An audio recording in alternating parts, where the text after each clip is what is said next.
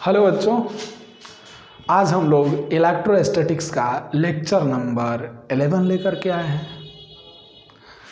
तो आइए पढ़ते हैं आज का जो टॉपिक है।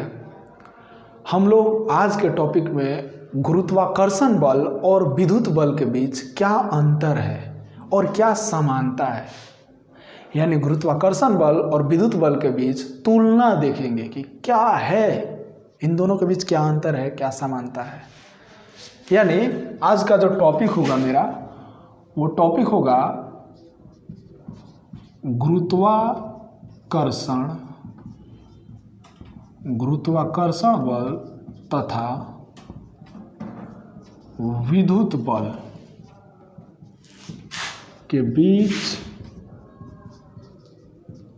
तुलना, comparison between gravitational force and electric force. तो आइए देखते हैं पहला कंपैरिजन क्या है। देखिए, सबसे पहला बात कि आपको ये बात मालूम होना चाहिए कि गुरुत्वाकर्षण बल द्रव्यमान के कारण लगता है। कोई भी वस्तु अपने द्रव्यमान के कारण ही लगता है दूसरे वस्तु को अपनी ओर आकर्षित करने। पृथ्वी अपने द्रव्यमान के कारण ही इस पेन को छोड़ेंगे तो अपनी ओर खींच लेगी, हमको खींच लेगी। यानी दुनिया, ग्रेविटेशनल फोर्स किसको बोलते हैं? गुरुत्वाकर्षण बल। दुनिया का प्रत्येक वस्तु अपने द्रव्यमान के कारण एक दूसरे को आकर्षित करती है, उस बल को गुरुत्वाकर्षण बल बोलते हैं। यानी गुरुत्वाकर्षण बल द्रव्यमान के कारण लगता है, जबकि विद्युत बल आवेश के कारण लगता है। आपने पढ़ा कि एक वस्तु पर आवेश Q1 है, एक वस्तु पर आवेश Q2 है, तो दोनों पर विद्युत बल लगता है, जो कि बराबर होता है 1/4πε0 Q1 Q2 बटा में R स्क्वायर का। यानी पहला कंपैरिजन यही होगा कि गुरुत्वाकर्षण बल द्रव्यमान के कारण लगता है, लेकिन विद्युत बल आवेश के कारण लगता है। तो पहला यही है कि गुरुत्वाकर्षण बल द्रव्यमान के कारण लगता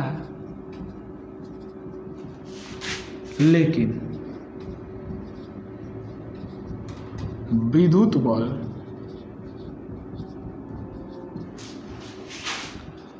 आवेश के कारण लगता है।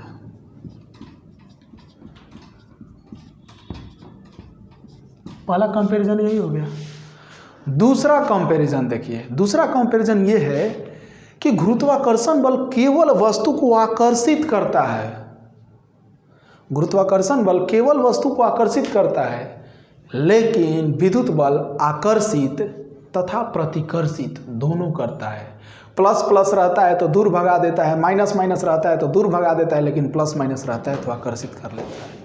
यानी दूसरा कंपैरिजन ये होगा कि गुरुत्वाकर्षण बल आकर्षित करता है, लेकिन विद्युत बल आकर्षित या प्रतिकर्षित दोनों करता है। यानी सेकेंड नंबर ये होगा कि गुरुत्वाकर्षण बल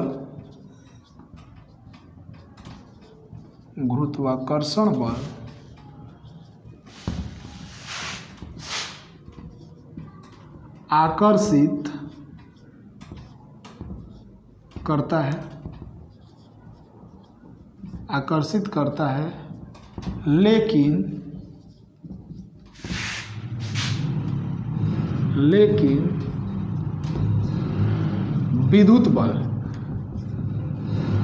है, लेकिन विद्युत बल आकर्षित तथा प्रतिकर्षित करता है। बात समझ गए ना जी? यानी गुरुत्वाकर्षण बल केवल खींच सकता है, गुरुत्वाकर्षण बल के कारण केवल वस्तु खींचा सकता है, लेकिन विद्युत बल के कारण खींचा भी सकता है, दूर भी जा सकता है। ये दूसरा अंतर है। अब देखिए तीसरा, हम लोग इनके बीच का कंपैरिजन देखते हैं। तो देखिए, गुरुत्वाकर्षण बल जो है, ये वस्तु कहाँ रखा हुआ है इस बात पर निर्भर नहीं करता है। यानी आप दो वस्तु को हवा में रखें, सपोज ये दो वस्तु है, एक ये और एक ये, इन दोनों को हवा में रखें अभी जितना गुरुत्वाकर्षण बल लग रहा है इन दोनों के बीच, अगर इन दोनों को हम ले जा करके पानी में भी रख देंगे इतना ही दूरी पर, तो इन दोनों के बीच उतना ही गुरुत्वाकर्षण बल लगेगा। अगर इन दोनों को हम ले जा करके दीवार के अंदर भी रख देंगे तो इन दोनों पर उतना ही गुरुत्वाकर्षण बल लगेगा। यानी गुरुत्वाकर्षण बल किस माध्यम में रखा जा रहा है इस बात पर निर्भर नहीं करता है, लेकिन विद्युत बल निर्भर करता है। हवा में रखेंगे तो विद्युत बल लगेगा, लेकिन इसी दोनों वस्तु को पानी में ले जा करके उतना ही दूरी पर रखेंगे तो विद्युत बल का वैल्यू चेंज कर जाएगा। किसी वस्तु के अंदर रखेंगे तो विद्युत बल का वैल्यू चेंज कर जाएगा। इसका मतलब कि गुरुत्वाकर्षण बल द्रव्यमान के बीच माध्यम पर निर्भर नहीं करता है, लेकिन विद्युत बल आवेश के बीच माध्यम पर निर्भर करता है। तीसरा कंपैरिजन होगा कि गुरुत्वाकर्षण बल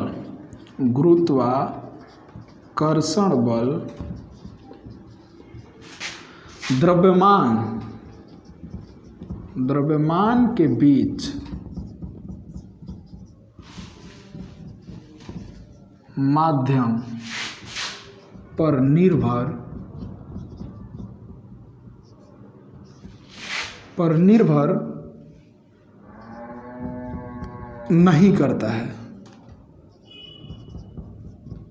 नहीं करता है। गुरुत्वाकर्षण बल द्रव्यमान के बीच माध्यम पर निर्भर नहीं करता है, लेकिन विद्युत बल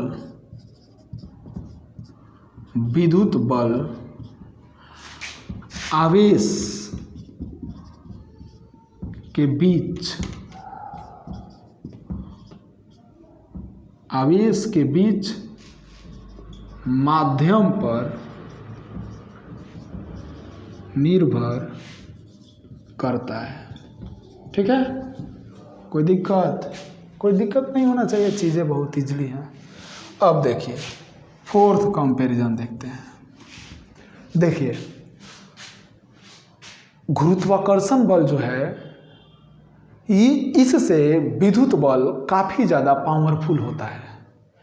यानी कहने का मतलब है कि विद्युत बल काफ़ी अधिक लगता है, जबकि गुरुत्वाकर्षण बल का वैल्यू बहुत कम होता है।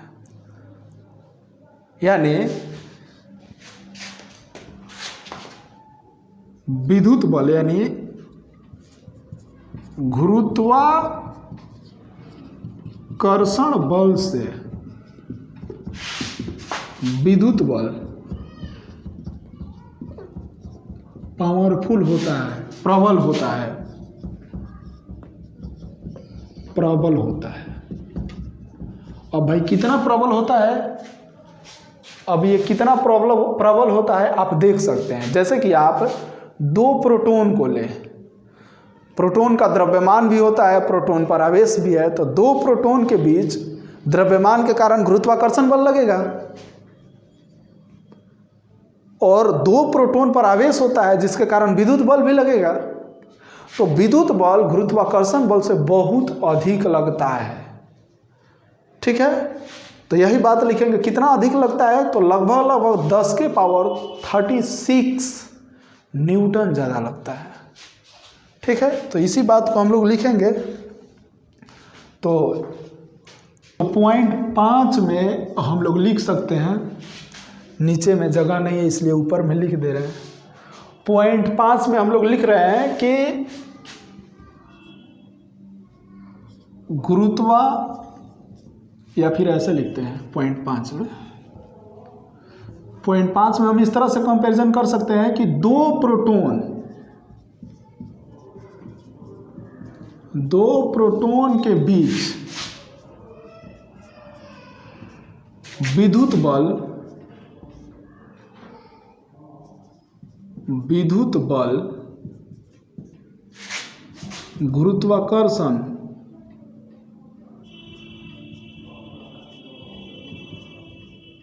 गुरुत्वाकर्षण बल की अपेक्षा 10 का पावर 36 न्यूटन अधिक होता है, या फिर 36 न्यूटन होता है। दो प्रोटॉन के बीच विद्युत बल गुरुत्वाकर्षण बल की अपेक्षा 10 के पावर 36 न्यूटन होता है। अब बात को समझ रहे हैं? यानी दो गो प्रोटॉन आप लेंगे तो उन दोनों के बीच गुरुत्वाकर्षण बल काम करेगा, तो गुरुत्वाकर्षण बल जितना भी काम करेगा उससे 10 के पावर 36 गुना ज़्यादा काम विद्युत बल करेगा, आवेश के कारण जो बल लगता है। ठीक है, वैसे ही आप दो इलेक्ट्रॉन को आप जब लेते हैं, जगह नहीं है इसलिए मिटाते हैं,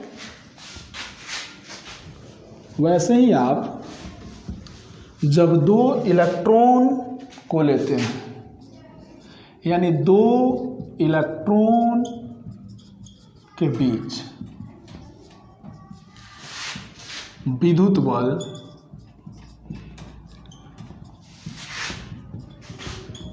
गुरुत्वाकर्षण बल के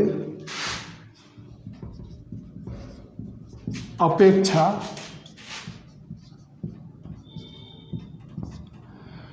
10 का पावर 43 होता है, 43 न्यूटन होता है।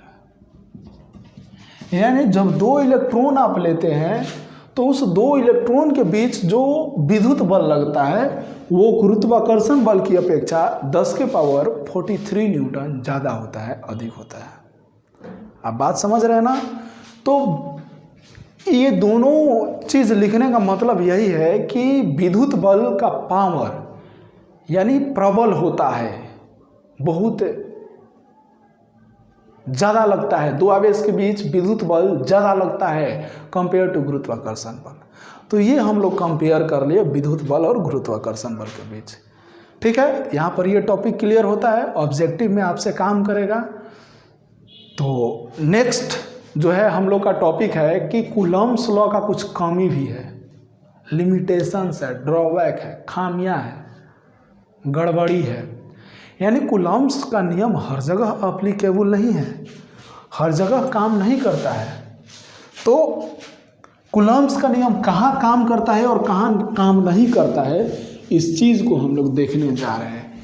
यानी कूलम्ब का नियम का गड़बड़ी, कमी, खामियां, limitations of coulomb law, Coulomb's law, या बोले तो ड्रॉबैक ऑफ कूलम्ब्स लॉ। चलिए देखते हैं। देखिए,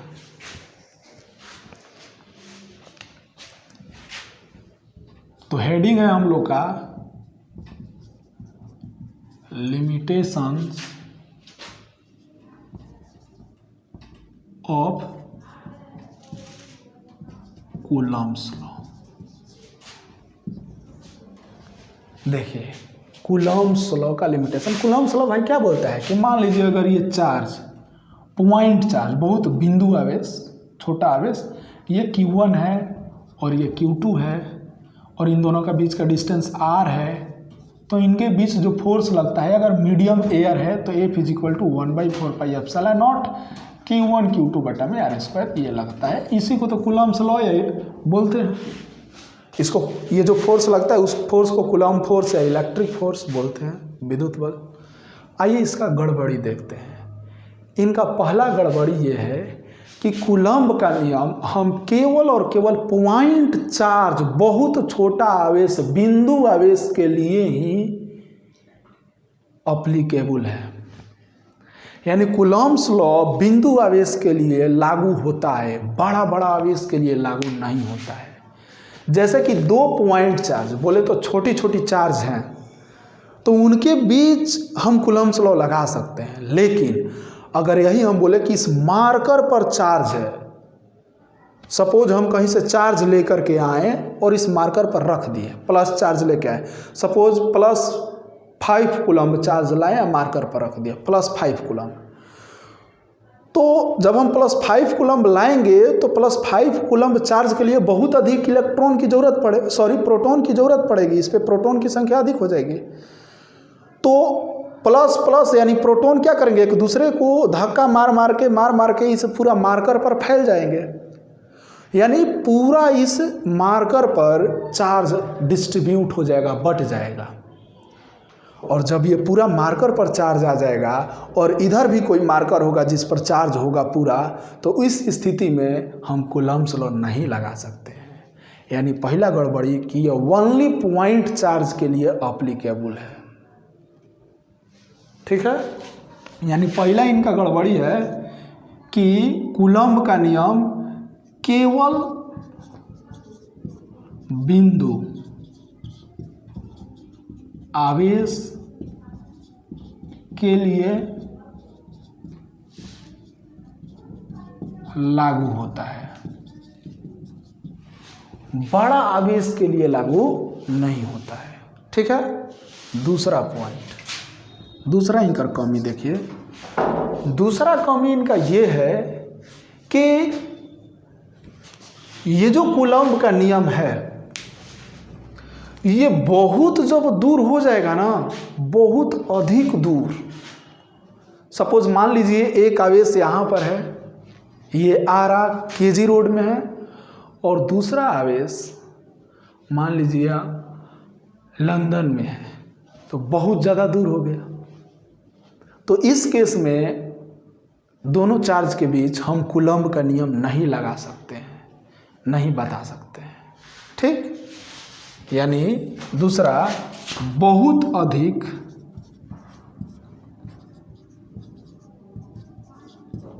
दूरी के लिए लागू नहीं होता है। ये शॉर्ट रेंज फोर्स है, बहुत कम दूरी के बीच लगता है, बहुत कम दूरी, यानी इलेक्ट्रॉन प्रोटॉन, ये जो एटम है, एटम के अंदर इलेक्ट्रॉन घूमता है, उस केस में लगता है। ठीक है, छोटा छोटा शॉर्ट रेंज, ये दो इतना छोटा, इतना कम डिस्टेंस के बीच चार्जेज हो तो ये फोर्स लगेगा।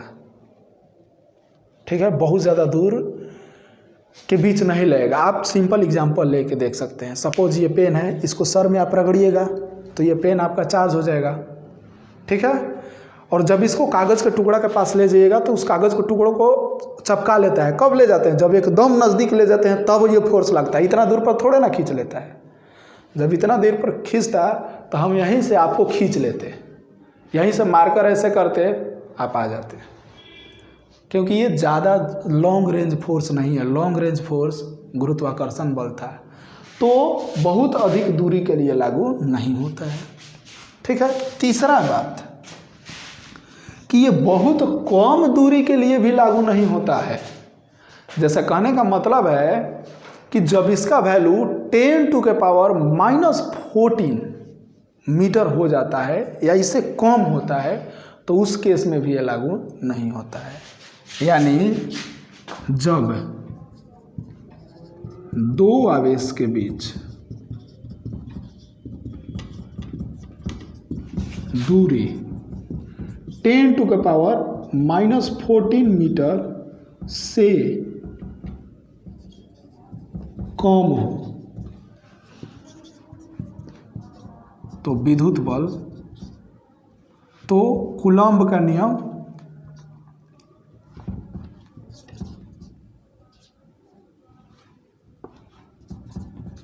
तो कूलम्ब्स लॉ लागू नहीं होता है।